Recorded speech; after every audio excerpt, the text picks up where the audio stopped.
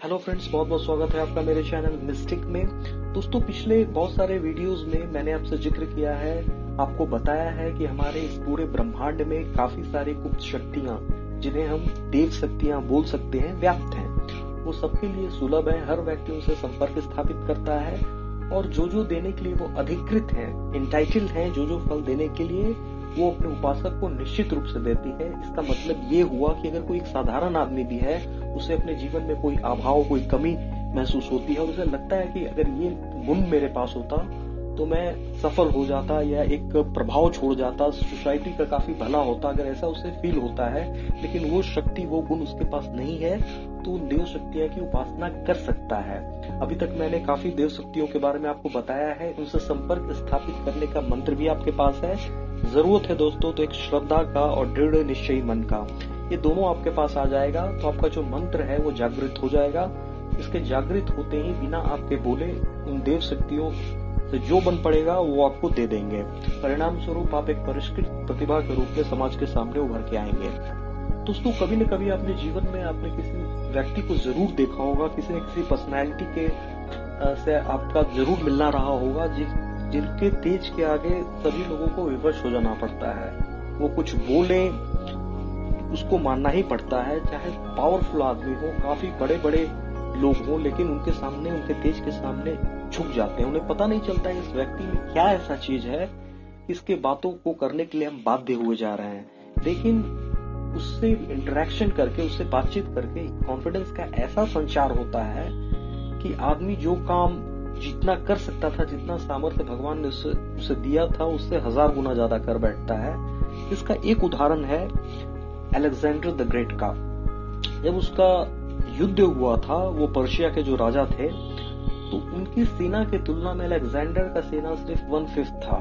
कोई भी सपने में भी नहीं सोच सकता था, पर्शिया उस समय का दुनिया का सबसे बड़ा शासन तंत्र था। उससे लड़ने की बात छोड़िए, उसके पास भी जाने का। लेकिन अलेक्जेंडर ने अपने लोगों की आंखों में आंखें डाल के बताया, हम उसे हराने वाले हैं। वो पूरी तरह से निश्चित था, वो युद्ध नहीं करना चाहता था। उसे जैसे कि वो पूरी तरह से अस्वस्थ था कि जो रायस कैसे हारेगा, उसके बारे में उसे पहले ही पता था। तो और उससे जिस दिन उसने अपने इस बात को बताया, सारे लोग अस्वस्थ हो गए। सारे लोग जब लड़ाई के लिए जा रहे थे, सबको पता था हम जीतने वाले हैं। ये कोई कॉन्फिडेंस की बात नहीं है। आजकल आप देखते होंगे बहुत सारे मोटिवेशनल स्पीकर्स हैं, आपको बताते रहते हैं ऐसे कॉन्फिडेंस बढ़ाओ, ये करो, वो करो। नतीजा क्या होता है? नतीजा कुछ भी नहीं। आप वीडियो देखते हैं, थोड़ा अच्छा लगता है, फिर सब कुछ भूल जाते हैं। ये सब आपको टाइम पास की बात हो गई। लेकिन रियल प्रतिभा, परिष्कृत प्रतिभा वैसी ही होती है, जैसा मैंने बताया अलेक्जेंडर द ग्रेट के बारे में, कि उसने कैसे वो लोगों को गाइड करता था और अपने छोटे से, उनके पास जो भी, उसके पास जो वर्क फोर्स था बहुत बड़ा नहीं था, उसकी आर्मी जो है बहुत छोटी थी, लेकिन उसके साथ, बस उनके साथ होकर भी वो पूरी दुनिया को फतह कर पाया। अगर आप अपने धर्म ग्रंथों को रेफर करें तो भगवान राम को देखिए। हमारे श्री राम प्रभु ने, उनकी बात से वानरों में जोश का ऐसा संचार हुआ कि उसे लग रहा था कि कोई भी वानर जो है रावण को परास्त करने में समर्थ हो गया, जबकि एक बंदर में कितना शक्ति होता है।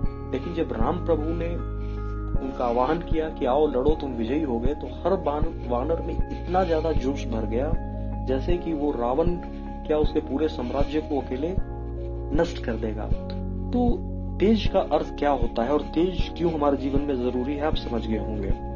तो हमारे जो अग्निदेव है, अग्नि तत्व जो है सर्वव्यापक है, उससे हमें, उसकी उपासना करके उस तेज की हमें प्राप्ति हो सकती है। जिस समय उस तेज की वृद्धि आप में होने लगेगी, उसका प्रभाव क्या होगा, जो फल उपस्थित आपके सामने होगा, आप देखेंगे उष्णता, प्रकाश, शक्ति और सामर्थ्य की वृद्धि, प्रभावशाली और तेजस्वी व्यक्तित्व के स्वामी आप बनते जा रहे हैं। इस शक्ति को प्राप्त करने के लिए एक बहुत ही साधारण मंत्र है, जिसे हम अग्नि गायत्री कहते हैं। ओम महाज्वालाय विद्महे अग्निदेवाय धीमहि तन्नो अग्नि प्रचोदयात्। सिर्फ इस मंत्र को आपको जपना है, असीम श्रद्धा रखते हुए।